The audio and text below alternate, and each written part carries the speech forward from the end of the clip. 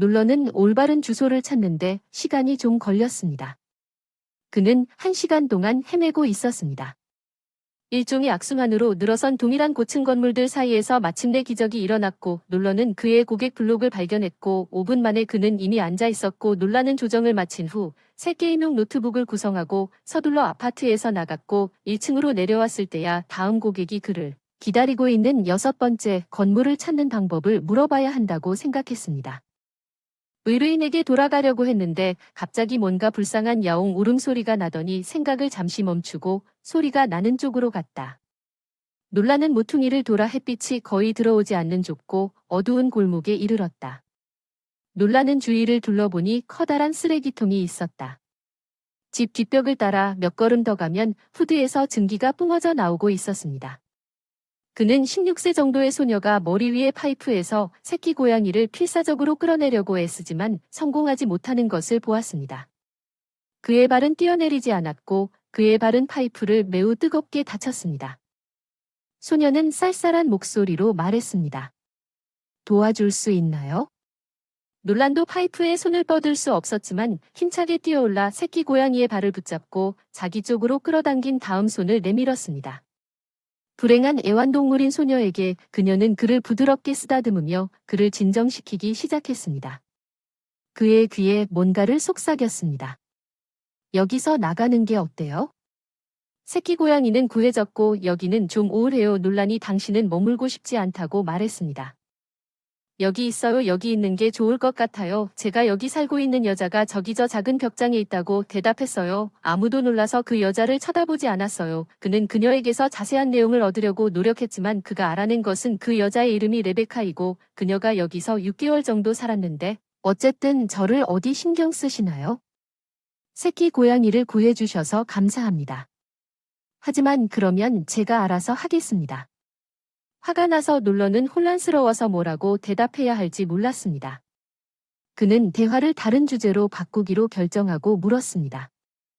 만약 그녀가 6번 건물이 어디에 있는지 안다면 레베카는 한때 그곳에 살았기 때문에 이 장소를 아주 잘 알고 있었고 놀란이 그녀에게 그를 기다리라고 요청한 장소에 도착했을 때 놀란과 동행하기로 동의했습니다. 그는 집주인에게 이웃 블록 뒤 골목에 사는 이상한 소녀를 아느냐고 물었습니다. 즉, 레베카가 그 여자를 인용했다는 뜻입니다. 이에 불쌍한 고아입니다. 우리 모두는 음식과 물건으로 최대한 그녀를 도우려고 노력합니다. 나는 그녀를 어렸을 때부터 알고 있었습니다. 그녀는 옆집에 살았던 착한 소녀였습니다. 그런데 30분 후에 놀란이 입구에서 나왔을 때 그들은 문제에 부딪혔습니다. 레베카는 벤치에 앉아 있었고 그는 조심스럽게 그녀에게 다가가서 레베카 제발 그러지 말라고 말했습니다. 나쁘게 생각하지 마세요. 저는 부모님과 함께 살고 있지만 부모님은 지금 집에 계시지 않고 내일까지 돌아오지 않을 것입니다. 제 집으로 갑시다. 목욕하고 식사하셔도 됩니다. 원하시면 머물 수 있지만 그렇지 않으면 여기로 다시 오셔도 됩니다. 감기에 걸렸으니 도와주고 싶을 뿐입니다. 레베카는 그를 주에 깊게 바라보며 여전히 자기 옆에 앉고 있는 새끼 고양이에게 고개를 끄덕이며 물었습니다. 그 사람은 어떻습니까?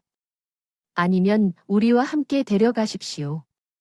나는 그 사람이 당신에게 꼭 필요한 사람이고 당신은 갈 수 없다는 것을 이해합니다. 그 사람 없이 2시간 후에는 기분 좋은 목욕을 하고 얼굴이 붉어진 레베카는 놀란의 목욕 가운을 입은 채 식탁에 앉아 식욕을 돋우며 그녀 앞에 있는 모든 것을 먹고 있었습니다. 마찬가지로 깨끗하게 목욕한 새끼 고양이도 차 한 잔과 함께 그의 별미를 개걸스럽게 먹고 있었습니다. 레베카 놀란에게 일어난 일은 우리 모두 괜찮다고 말했습니다. 나는 할아버지, 어머니, 아버지와 함께 살았습니다. 부모님은 의료 분야에서 일하셨습니다. 저는 학교에 있었습니다. 할아버지는 제가 7학년 때 돌아가셨고 6개월 후에 아버지는 교통사고로 돌아가셨습니다. 엄마와 나 혼자 남겨졌을 때 그녀는 매우 불안해했습니다. 그녀는 자신이 아니었습니다. 그녀는 내가 그녀와 이야기하려고 할 때마다 조용했습니다. 그녀는 안타까웠지만 그녀는 내 말을 듣지 못하는 것 같았고 곧 어머니는 집을 떠나기 시작했습니다. 자주 그리고 오랫동안 나는 그녀가 직장에 있다고 생각하여 어느 날 그녀를 만나러 갔지만 그들은 그녀가 몇 달 동안 일하지 않았다고 말했습니다. 돈이 부족하여 빵도 살 수 없었습니다. 그리고 어머니는 전화해서 찾지 말라고 전화해서 이제 모두가 그녀를 사랑하고 이해하는 아름다운 곳에서 살게 될 거라고 말했고 얼마 지나지 않아 낯선 사람들이 와서 우리 아파트는 이제부터 자기 아파트라고 말했고 엄마와 이웃들이 서명한 서류를 보여줬어요. 지금은 나쁜 조직에 들어갔나 봐요. 나도 그런 것 같아. 이웃과 함께 살았지만 그 사람은 대가족이 있었고 그 사람들을 난처하게 만들고 싶지 않았기 때문에 그 이후로 거의 길거리에서 살고 있는데 관리인이 나를 불쌍히 여겼습니다. 그리고 나에게 청소 장비를 보관하는 작은 다용도실의 열쇠를 주었습니다. 저는 교과서와 물건을 거기 누워 자고 놀라는 레베카를 위해 자신의 방에 침대를 마련했고 거실에도 침대를 마련했습니다. 그는 오랫동안 뒤척이고 돌아섰습니다. 시간이 지나서 그녀의 이야기를 기억하고 아침에만 잠들 수 있었고 저녁 식사 시간이 가까워질수록 부모님이 돌아왔습니다. 로저스 부부는 아들이 거실에서 자고 있는 것을 보고 놀랐지만 낯선 소녀가 그의 방에서 나오자 놀라는 그저 놀랐을 뿐입니다. 부모님과 부엌으로 가서 불쾌한 대화를 나누던 부모님은 아들의 고귀한 충동을 이해하지 못하고 레베카에게 즉시 집을 떠나라고 요구했습니다. 정신이 나갔습니까? 로저스 부인이 전염성이 있거나 도둑이라면 어떻게 해야 하는지에 대해 분개했습니다. 그녀가 우리 집에 머무는 것에 대해 듣고 싶어 아버지도 같은 의견이었고 놀라는 그들을 설득하는 것이 소용없다는 것을 깨닫고 레베카에게 갔다. 레베카는 이미 옷으로 갈아입고 그녀의 팔에 새끼 고양이를 안고 서 있었다.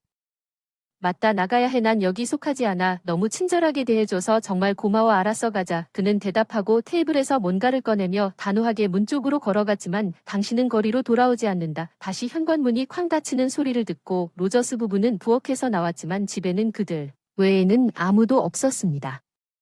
놀라는 재빨리 광고를 통해 레베카를 위한 아늑한 작은 방을 발견하고 그녀를 집주인에게 자신의 여동생이라고 소개했습니다.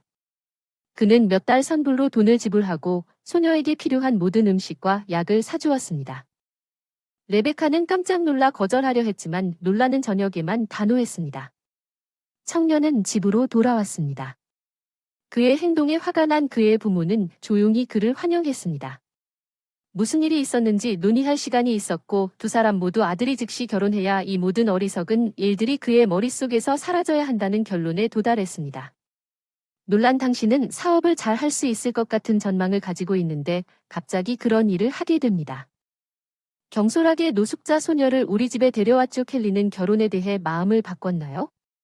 사실 저는 그녀와 결혼할 생각은 전혀 없었어요. 논란은 지쳐서 당신이 스스로 해결했다고 말했지만 그녀는 정말 좋은 여자이고 품위 있는 가족 출신이에요. 당신과는 달리 레베카 논란은 더 이상 듣지 않고 그의 방으로 떠났고 한 달 후 로저스 부인의 생일에 켈리와 그녀의 부모는 중매처럼 보였지만 더 이상 아무것도 눈치채지 못한 척하지 않은 축하 만찬에 초대되었습니다.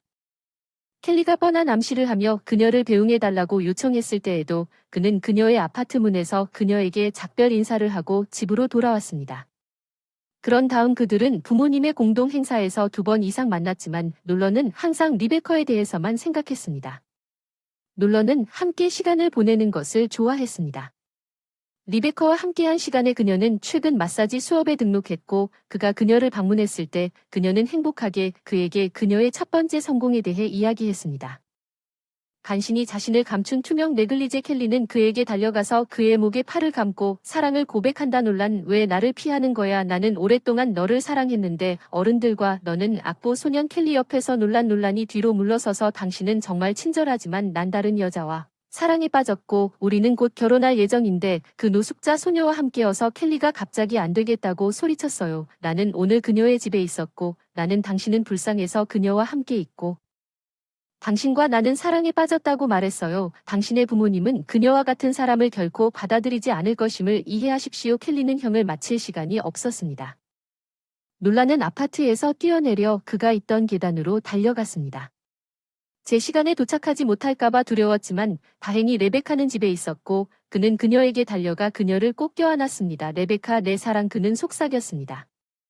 나는 당신이 떠날까 봐 너무 두려웠어요. 나는 가고 싶었지만 대답할 수 없었습니다. 레베카와 몸을 더욱 꽉 눌렀습니다. 논란의 가슴 너무 사랑해요. 그들은 결혼한 지 한 달 뒤에 결혼식을 올리거나 손님을 초대하지 않았고 심지어 논란의 부모님도 신혼을 축하하러 오지 않았지만 그는 여전히 레베카가 옆에 있어서 행복했습니다. 또 한 해가 지났습니다. 레베카 카이로프랙틱 의사가 되기 위해 대학에 갔더니 논란의 사업이 번창하고 있던 어느 날 그의 아버지가 그에게 전화를 걸어 그의 어머니가 상당히 아프셨다고 말했습니다.